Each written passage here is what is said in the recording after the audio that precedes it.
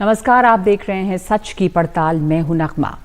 पाकिस्तान के चुनाव की बात, हिंसा और इंटरनेट ब्लैकआउट के बीच पाकिस्तान में आज नेशनल असेंबली और वहां के 4 प्रांतों के लिए वोट डाले गए। ये इलेक्शन एक ऐसे वक्त में हो रहा है जब वहां पे सियासी उथल पुथल तो है ही। इमरान खान जेल में है, उनकी पार्टी के पास कोई भी चुनाव चिन्ह नहीं है, फिर भी आम लोगों में पीटीआई लोकप्रिय है। नवाज शरीफ लौटे हैं और प्रधानमंत्री पद की रेस में सबसे आगे बताए जाते हैं। देखिए ये रिपोर्ट। नवाज शरीफ अपने पूरे परिवार के साथ वोट डालने पहुंचे। जेल और फिर एग्जाइल से लौटे नवाज शरीफ को लोगों ने हाथों हाथ लिया है। वो चौथी बार पाकिस्तान के प्रधानमंत्री बनने की उम्मीद रखते हैं। उनके ऊपर कई मुकदमे चले। भाई शहबाज ने कुर्सी संभाली, बेटी मरियम नवाज को भी जेल में डाला गया। नवाज शरीफ का कहना है कि इन्हीं कुर्बानियों के बाद आज ये दिन आया है। पार्टी में और भी बहुत सारे हमारे साथियों की खिदमत हैं, तो जेलें काटी हैं भाई, जेलें काटी हैं। हमजा जैसे बच्चे ने जेलें काटी हैं, मरियम जेलें काटी हैं, अब बड़ों ने तो काटी हैं, शहबाज साहब ने या मैंने या और उन्हें कुर्बानियां दे के आज हम ये दिन देख रहे हैं, आज यहाँ आए हैं। वक्त का पहिया पूरी तरह घूम चुका है। नवाज शरीफ को बतौर प्रधानमंत्री वापसी की उम्मीद है और पूर्व प्रधानमंत्री इमरान खान अब जेल में हैं। पाकिस्तान तहरीक-ए-इंसाफ के उम्मीदवारों के पास पार्टी का सिंबल तक नहीं, वो निर्दलीय ही चुनाव मैदान में हैं। पूरे पाकिस्तान की आवाम से दरखास्त है, ज्यादा से ज्यादा तादाद में निकले। लोगों के जो अफवाहें हैं उन पे कान ना धरे। आप ज्यादा से ज्यादा तादाद में निकले और अपने हक राय दही का इस्तेमाल करें। पाकिस्तान तहरीक इंसाफ को कामयाब बनाएं ताकि हम आपके लिए, आपके बच्चों की मुस्तकबिल की खातिर रिफॉर्म लेके आ सकें। इन चुनावों पर हिंसा और धांधली के आरोप हावी रहे। इसके निष्पक्ष होने पर पाकिस्तान के अंदर और दुनिया भर में भी सवाल खड़े हो रहे हैं। वोटिंग के ही दिन हिंसा और आतंकी हमले में 2 बच्चों सहित 9 लोगों के मारे जाने की खबर आई।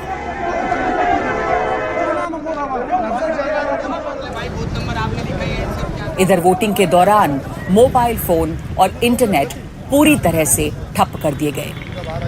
पूरी तरह इंटरनेट ब्लैकआउट और धांधली के आरोपों के बीच आज वोट पड़े। नेटवर्क से बहुत इश्यू आ रहे हैं, वोटर्स को बुलाने के लिए प्रॉब्लम है हमारे लिए, और लोग नहीं आ रहे हमारे पास, और काउंटिंग करने के लिए, सीरियल नंबर निकालने के लिए बहुत से मुश्किलात हैं हमको नेटवर्क से। हमको आइडिया नहीं था कि नेटवर्क इस तरह डाउन हो जाएगा, और ये अगर नेटवर्क अगर आला हुकाम के पास है तो उसको फौरी तौर पे खोला जाए।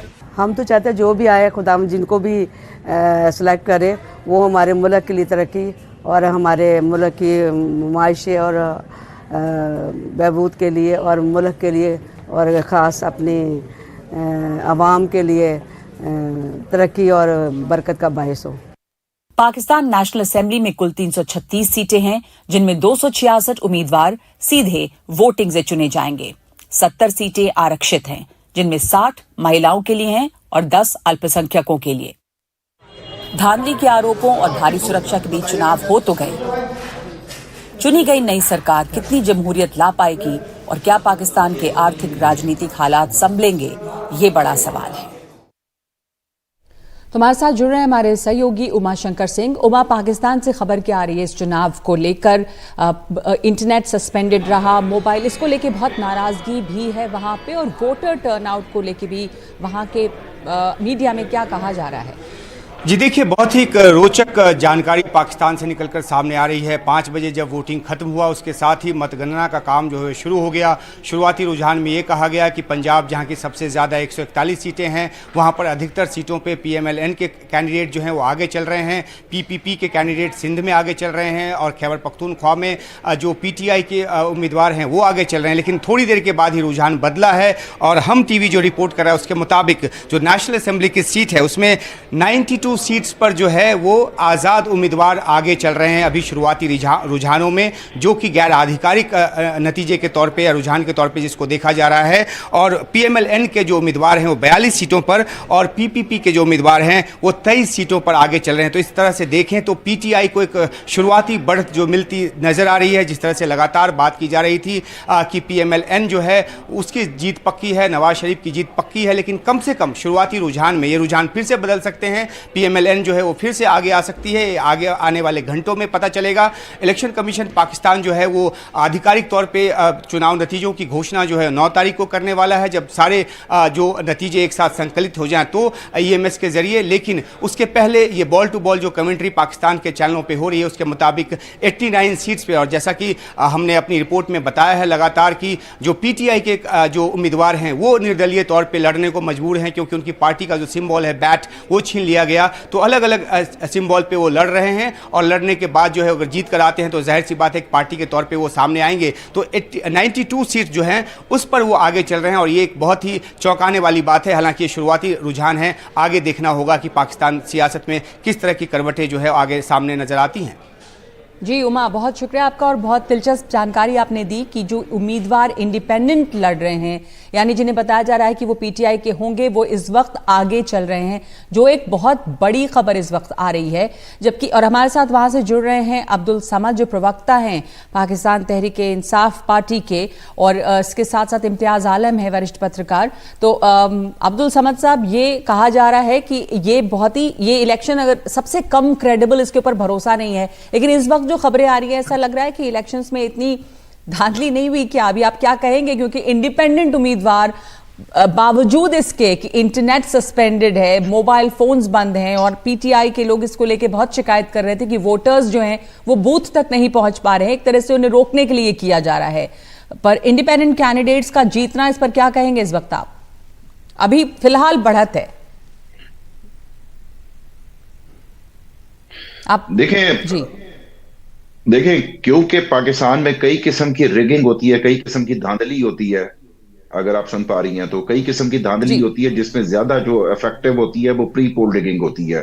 जिस तरीके से पॉलिटिकल इंजीनियरिंग की गई, मैनूवरिंग की गई, बल्ला छीना गया, कारकुनों को और कैंडिडेट्स को जेल में डाला गया, तोड़ फोड़ की गई, ये दुनिया में मिसाल नहीं मिलती, शायद कहीं अफ्रीका में, इवन बांग्लादेश में भी इस तरह के इलेक्शंस नहीं होते जिस तरह के पाकिस्तान में इन्होंने किया है। इसके बावजूद, क्योंकि देखिए जब एक साइडेड हो जाए, जब एक इलेक्शन जो है वो एक तरफ चला जाए, जब पब्लिक 80% से ज्यादा जो है वो तमाम सर्वेस के मुताबिक PTI को सपोर्ट कर रहे हो, तो वहां पे आप पोल डे के ऊपर ज्यादा रिगिंग नहीं कर सकते, क्योंकि आजकल मोबाइल फोन कैमरा, और फिर टर्नआउट को रोकने के लिए उन्होंने मोबाइल फोन सर्विस और इंटरनेट सर्विस बंद कर दी कि किसी तरीके से जो है लोग ना पहुंच पाए या कम्युनिकेट ना कर पाए।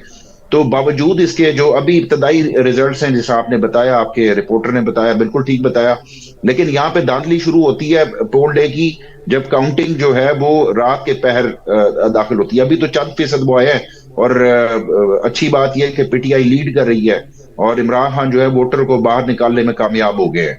अब बाकी देखते हैं कि रात को EMS बैठता है या रात को क्या ये चांद चढ़ाते हैं, जिसमें जो है अल्लाह ना करे कि कोई और वो। जी, तो काउंटिंग जो आप कह रहे हैं कई तरह की रिगिंग है, और इस पर भरोसा नहीं है आप लोगों को भी, बल्कि इसकी बार बार चर्चा रही इम्तियाज आलम साहब की ये जो चुनाव तो पहले भी हुए पाकिस्तान में और ये शक उठे, लेकिन इस बार जो चुनाव हो रहा है वो उस पर सबसे कम भरोसा है। कहा गया कि मोस्ट रिग्ड इलेक्शन या लैकिंग क्रेडिबिलिटी, इस तरह की खबरें आई। आज के दिन जो ये इंटरनेट बंद रहा, मोबाइल सस्पेंड किए गए, उसे लेकर बहुत नाराजगी रही। क्या वजह रही ये करने की? देखिए, ये तो दुरुस्त है कि ये इंतखाबात काफी मशकूक रहे और गैर मुनसिफाना और गैर शफाफ रहे। ये ट्रांसपेरेंट इलेक्शन नहीं थे। इसमें एक पार्टी के साथ सख्ती की गई, जिसमें उसके चेयरमैन इमरान खान 31 साल की सजा हो गई है उन्हें 3 मुख्तलिफ केसेस में, और इनके और कई दर्जन जो लीडर हैं, 100 से जायद, वो उन पर ट्रायल चल रहा है। पार्टी को इनकी सरगर्मियां करने की इजाजत नहीं थी, रैलीज करने की इजाजत नहीं थी, लेकिन आज मैंने देखा कि काफी छूट थी। मैं खुद भी इलेक्शन लड़ रहा हूँ बहावलनगर से, कि वहां पे तहरीक इंसाफ के लगे हुए थे, पंडाल लगे हुए थे और कैंप्स लगे हुए थे, और वो PTI के लोग वोट डालने आ रहे थे। अभी जो नताइज सामने आ रहे हैं वो कुछ इस तरह है कि मुझे नहीं लगता तो कि ये जो नताइज सामने आ रहे हैं इस वक्त, उसे देखकर क्या ये यकीन होता है, जैसा कि अब्दुल समद कह रहे हैं कि आगे जब काउंटिंग होगी उस पर भी शक है कि काउंटिंग किस तरह, खास करके रात में जब होती है, क्या नतीजे पलट जाएंगे। पर अभी जो दिन में देखा गया कि वायलेंस भी हुई काफी, इसके अलावा वोटर टर्नआउट जो है वो कैसा रहा, आपने बूथ पे क्या देखा, क्या लोग वोट डाल पा रहे थे? इम्तियाज साहब, आ पा रहे थे? बहुत लंबी लाइंस जो हमने वहां से फुटेज देखी है, सिक्योरिटी बहुत थी और लोगों को पता नहीं चल रहा था कि बूथ कहाँ पे है, क्योंकि उनके मोबाइल फोन्स बंद थे, इंटरनेट नहीं चल रहे थे। बल्कि पीटीआई की तरफ से कहा गया कि अपने वाईफाई पासवर्ड हटा दें, लोगों को यूज करने दें वाईफाई। तो क्या देखा आपने बूथ्स पे, किस तरह का टर्नआउट था इम्तियाज साहब? मैं कह नहीं सकता मुल्क भर के लिए, लेकिन ये 40% से ज्यादा नहीं था। कहीं ज्यादा हुआ है, कहीं 40 से कम, कहीं 40 से ज्यादा। ये पाकिस्तान की तारीखी जो स्टैंडर्ड्स हैं उसके हिसाब से कम रहा है।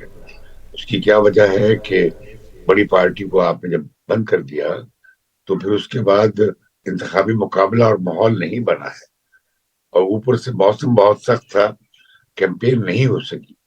ज्यादातर इस कैंपेन में से तहरीक इंसाफ को जो निकाल दिया गया था बाहर, तो लिहाजा वो पूरा कंपटीशन नहीं बना है। एक कंपटीशन बना है पीपल्स पार्टी और नून लीग के दरमियान, जो नेशनल डायलॉग था। उस डायलॉग से तहरीक इंसाफ को बिल्ला का निशान जो है बैट का छीनने के बाद उस पार्टी को तकरीबन क्रम्बल कर दिया गया था। लेकिन आज जो रिजल्ट आ रहे हैं, मुझे लगता यह है कि जो अक्सरियत की उम्मीद थी PMLN को, यानी नवाज शरीफ साहब की पार्टी को, कि वो सिंगल मेजॉरिटी पार्टी बन पाएंगे, मेरा ख्याल है मुश्किल नजर आता है मुझे। और ये कि तहरीक इंसाफ के आजाद उम्मीदवार बहुत कम होंगे, ये भी गलत हुआ है। और वो लगता मुझे ये है कि पंजाब में भी वो 30-35 सीटें जीत सकते हैं, जबकि खैबर पख्तूनख्वा में वो शायद ज्यादा सीटें जीतेंगे और शायद सूबाई हुकूमत भी बना ले। इससे क्रेडिबिलिटी बढ़ेगी। जी, इससे क्रेडिबिलिटी बढ़ेगी, इससे जमहूरियत में भी भरोसा बढ़ेगा। जो अभी दिख रहा है, जब काउंटिंग होगी तो ये देखना होगा कि काउंटिंग सही तरीके से हो। आपने बहुत एक इम्पॉर्टेंट बात कही है इम्तियाज साहब की, जो लग रहा था कि PMLN यानी नवाज शरीफ की जो पार्टी है उसको एक मजबूत मेजॉरिटी मिलेगी, ऐसा इस वक्त नहीं लग रहा है। पता नहीं हालात कैसे बदलें, लेकिन इस सूरत में क्या फिर हो सकता है। और जो इंडिपेंडेंट्स, क्योंकि उनके पास सिंबल नहीं है, जो इमरान खान से जुड़े हुए हैं, वो इस वक्त अच्छा कर रहे हैं, तो ये क्या आगे की सूरत बन सकती है? एक छोटा सा ब्रेक ले रहे हैं और मैं लौटूंगी, आप दोनों के साथ ये बातचीत जारी रखेंगे इस ब्रेक के बाद।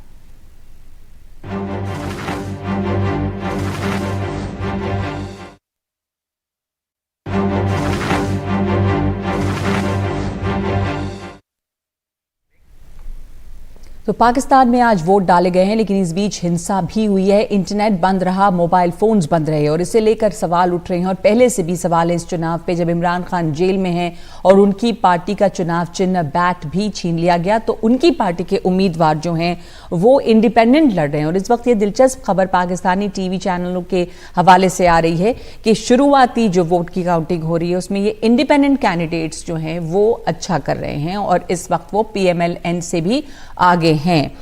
तो हमारे साथ इस वक्त जुड़ गए हैं खालिद महमूद खालिद, जो वरिष्ठ पत्रकार है। खालिद साहब, ये जो शुरुआती नतीजे भी आ रहे हैं वो क्या दिखा रहे हैं? और दूसरे जो सवाल उठ रहे हैं कि इनकी क्रेडिबिलिटी पे इलेक्शंस के, वायलेंस आज हुई और इंटरनेट और मोबाइल को लेकर दुनिया भर में कि ये क्यों हुआ और इससे इस इलेक्शन की क्रेडिबिलिटी पे कितना असर होता है?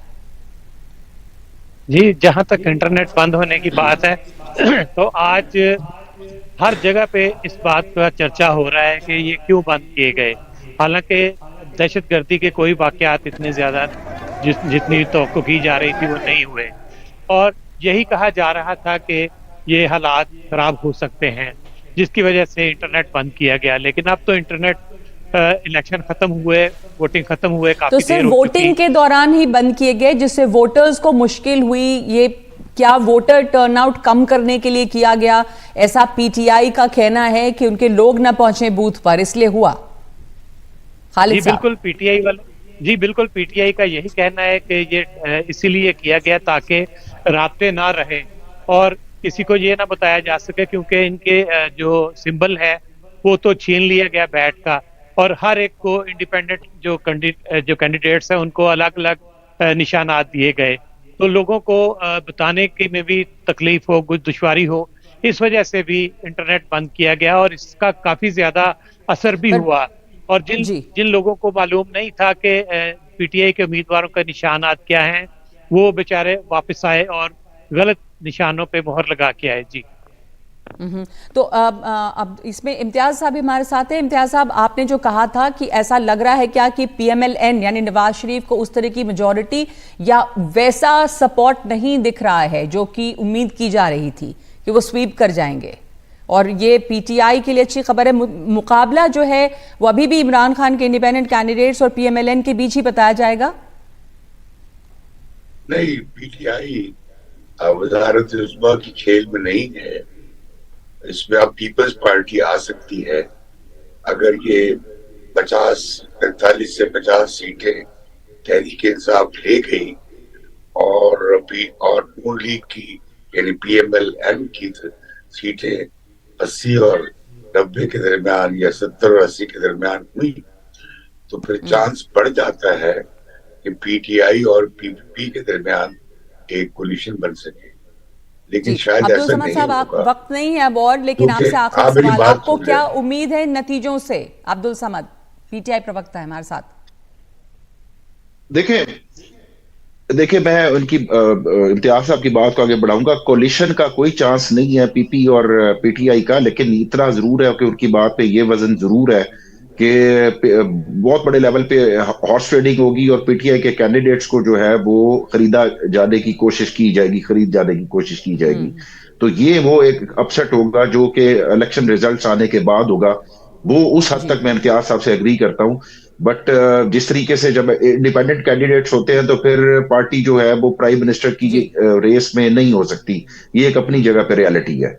जी, तो ये अपनी जगह पे रियलिटी है कि पीटीआई, जाहिर सी बात है कि प्राइम मिनिस्टर की रेस में नहीं हो सकती, लेकिन जिस तरह उसके इंडिपेंडेंट कैंडिडेट्स जीत रहे हैं इस वक्त, वो दिखाता है कि लोगों ने वोट दिया है, वो लोगों की पसंद तो है। बहुत शुक्रिया आप तीनों का। अब ये देखना है कि जब नतीजे आते हैं, जब गिनती होती है उस वक्त, और उसके बाद खरीद फरोख्त का जो डर है वो खास करके इंडिपेंडेंट कैंडिडेट्स का काफी बना हुआ है।